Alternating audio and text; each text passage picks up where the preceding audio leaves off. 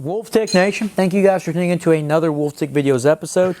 On today's episode, I'm not even in the frame. Part 2, Wolfman's over there, Part 2, getting this damn crank arm off.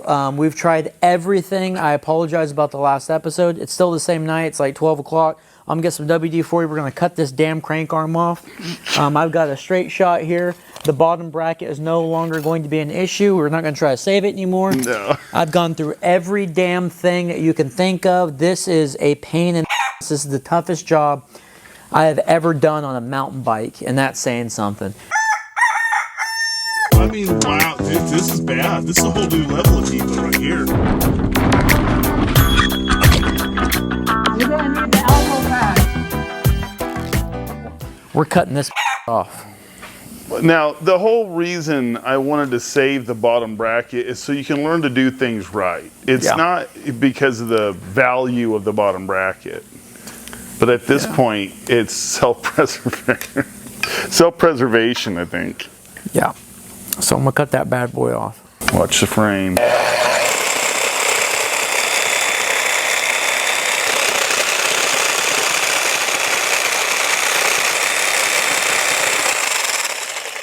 Cutting through that aluminum like butter. Okay, we are all the way around it. Now, theoretically, I should be able to hit this off and it should come off. So that came off. But now, see, I didn't think it was that much meat on there, Dad. Look at that damn thing. Well, I knew there was some meat. I mean, that is ridiculous. Look at the amount of meat. Oh, Jesus. Look at that. That's insane.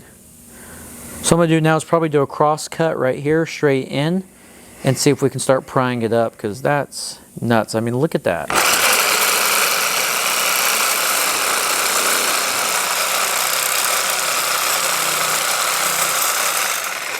Okay, we cut through that. Now see if we can pry that piece off with a clip tool here.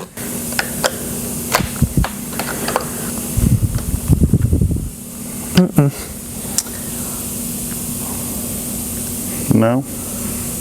Oh, almost there, but I'm just gonna try to keep hitting it like that.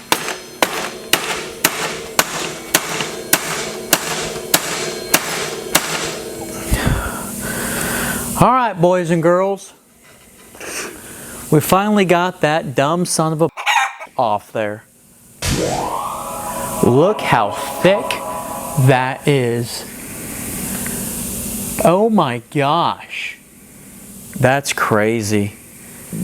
Please let the other side not be that difficult. That thing weighs a ton, by the way. All right, now let's start on the next crank arm. This job, like I said, this has been the most difficult job I've ever done on a mountain bike. Like I said, and that's saying something. I can't believe how difficult this is. I hope you learn from the other side not to get ahead of yourself on this one. I get ahead of myself. You know, I think one of the problems on the other side was I started using that insert piece before I backed it off and screwed it in even deeper, because it only goes so deep. So I think that was one of the main problems, I guess, if I'm trying to find something wrong. Well, yeah, you definitely got ahead of yourself. That's what you're known for in every aspect of life. I'm curious on that last episode what the view duration was, because it's not good. Because I left so much in there, you know, just to keep people's interest, I guess. I don't know. We're gonna do on this, guys. We're gonna screw this guy all the way until she bottoms out, and then we're just gonna kind of try to take it as slow as we can. Yeah, you might not want to get a hammer on it. You might want to start with... We're trying to muscle it. I mean, that's as deep as it'll go right there. Get an extender if you need an extender. Yeah, that's not a bad idea. But the last one, the freaking threads just ripped right out. And looking at how thick these are, and they're like super glued on, I don't know what you want to say. I mean, it's just crazy. So let's just be gentle on this guy and just hope she treats us well, because if not, I got a tool for you, buddy. Okay. Oh man, my shoulders are done. You got a cheater, don't you? Cheater bar? No. You don't have you guys don't have a cheater bar in here? No. Come on. What the hell kind of shop don't have a cheater bar? Okay, she's coming off slow. That's what's important. I can't believe how the other one just ripped all those threads out, but I mean, it's understandable now, fully understandable. I mean, we had to pull out how many damn tools in that last one just to get it off? So, lesson learned, hopefully. Yeah. You don't need to just throw something in there and start banging on it and all that, and not take your time and learn where you're at with it. Well, it worked every time. Yeah. Okay. Now, we have got a bottom bracket tool, and this guy here is a very useful tool whenever it comes to removing crank arms. It's like a 22. No. No, try it again. Bottom bracket. Thank you. Back to front. Yep. Oh, don't you start. Always back to front. Don't you start. Ready. Let me try this other side. It's the same back to front. Yeah, ready? I'm gonna get a hernia. All right, let's put this guy on the floor. Okay. Smart. Okay.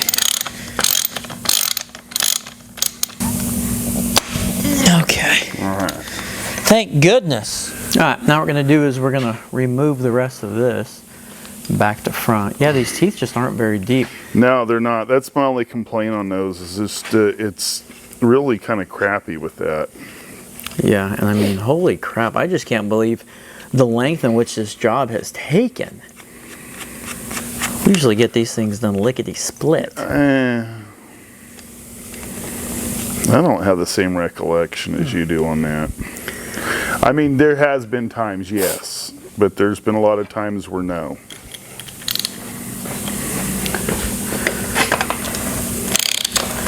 Watch the new crankset not fit now. That's my thing.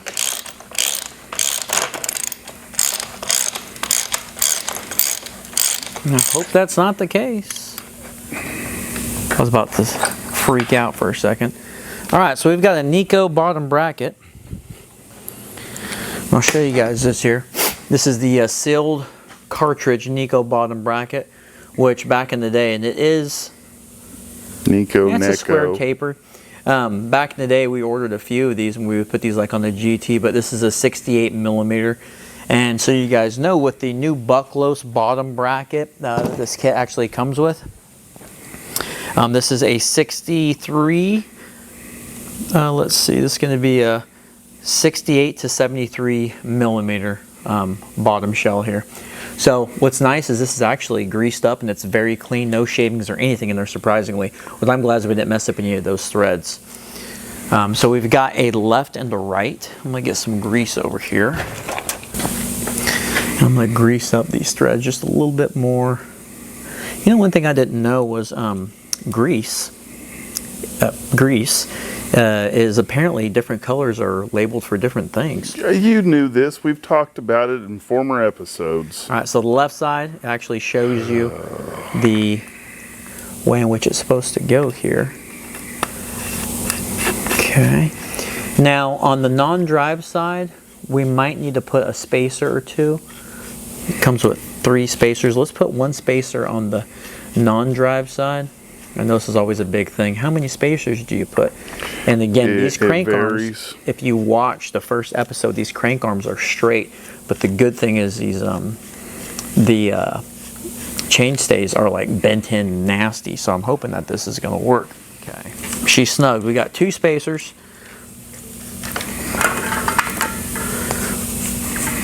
on the drive side and 2 spacers on the non-drive side.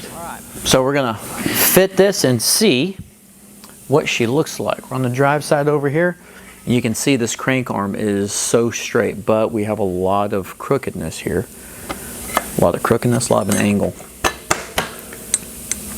And she clears, that's hitting the chain. So she clears right there in that 32 tooth circle. Go back around. Chainring actually is clearing that. See what I was saying? How's the alignment going to be? I'm not sure in the alignment. We'll have to check that out here in a second. I'm going to put this opposite side on to see what it looks like.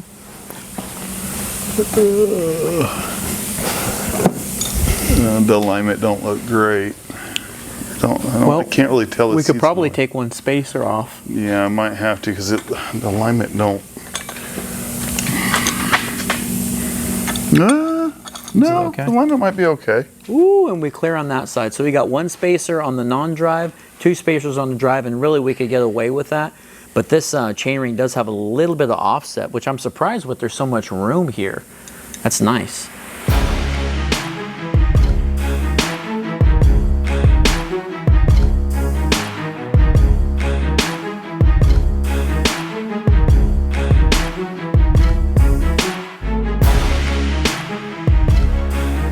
Okay, I don't know if you guys can see that, but that's going to be in first. Or in... That's nowhere near first. Let's go to first. That's nowhere near first.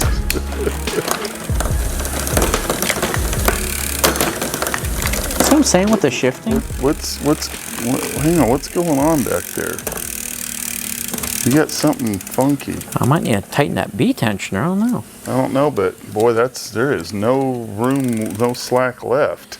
No, I might need to Good Lord. tighten that B tensioner a little bit. But in first gear, there's a lot of tension on there, but that alignment's not terrible. We want it to be pretty straight in 1, 2, 3, 4, 5, 6, 7, 8, 9. We want it to be pretty straight in what, 4th? Yeah, well, 3rd, 4th. It's a 9-speed, so Yeah. Yeah, it's good. 4th, yeah. It's 4th good is enough. looking okay. All right. Now, I think what we're going to have to do is tighten up that B tensioner because that sucker is like very tight on there, but that looks a lot better with that crankset on there. It just, I can't believe that we actually have a little bit of room in there for as tiny or as straight as these crank arms are. It might have a little bit of tension when you're in 9th. We'll see. We need to go to 9th and look at it. It's not bad. I think that. I'm talking about the angle. You might derail. I mean, you might lose a chain every now and then in 9th. Yeah, we're just having a hard time clearing 2nd and 1st. Look at that. We need to tighten that B tension up a little bit. Well, I don't know if we ever did any adjusting on this bike, did we? No, that's the thing is it's been kind of going out of tune a little bit, as I was talking about in that last couple episodes ago. But all right, guys. Well, we got to put some pedals on this guy. We're going to put some pedals on there, and we're going to call it a day because this right here has absolutely kicked my and I mean so much so, guys, it was put into 2 episodes on a crankset. Yeah, I don't really like to do it, especially on something like a crankset. Yeah, but hopefully you guys enjoyed it. We appreciate you guys watching as always. Please hit that like button, hit that subscribe button, and we will see you guys, hope to see you, on the next episode. Turn those notifications on because we're going to be doing some change-ups on this bike. All right, guys, we're out of here. Yeah.